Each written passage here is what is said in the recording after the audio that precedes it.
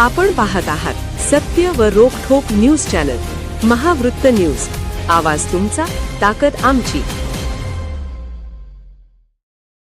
ह्या बाबतीमध्ये रंगकर्मी सोबत मी आल्यापासून माननीय खासदार महोदयांच्या सोबत 2 मीटिंगा हॉलमध्ये झाल्या। माननीय महापौर मॅडम आणि पूर्ण बॉडीतले पदाधिकाऱ्यांसोबत 2 मीटिंग इथं झाल्या। एक बाबीवर त्यांनी, आपण पण मागच्या मीटिंग असेल ते बोलले होते की आमच्या 90% सूचना आपण मान्य केलेल्या आहेत। कॉलर माईक कसा असावा, स्पीकर कसा असावा, स्टेज कसा असावा, फ्लोअर कसा असावा, आणि त्यांची ही मागणी आवर्जून होती की उद्घाटन झाल्या दुसऱ्या दिवसापासून बुकिंग सुरू करावे।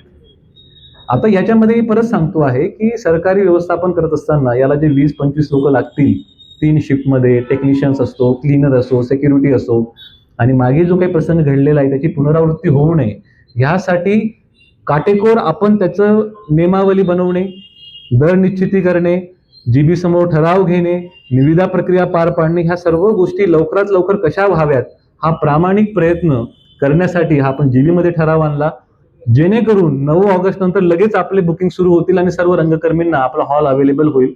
हा प्रांजळ आणि प्रामाणिक प्रयत्न प्रशासनाचा होता। या बाबतीमध्ये कुठलाही प्रस्ताव येत असताना आपण पदाधिकाऱ्यांसमोर हा विषय चर्चेला आणतो। माननीय महापौर मॅडमांना ब्रीफ केला। परत मी सांगतो आहे की त्यांची सुद्धा मागणी आहे, मी परत सांगतोय त्यांची मागणी असं नाही की तुम्ही खाजगी कर्मचारी घेऊ नका।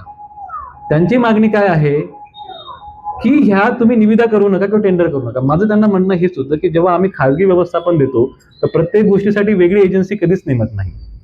आम्ही एक एजन्सीच्या मार्फत खालच्या सर्व्हिसेस आउटसोर्स करत असतो।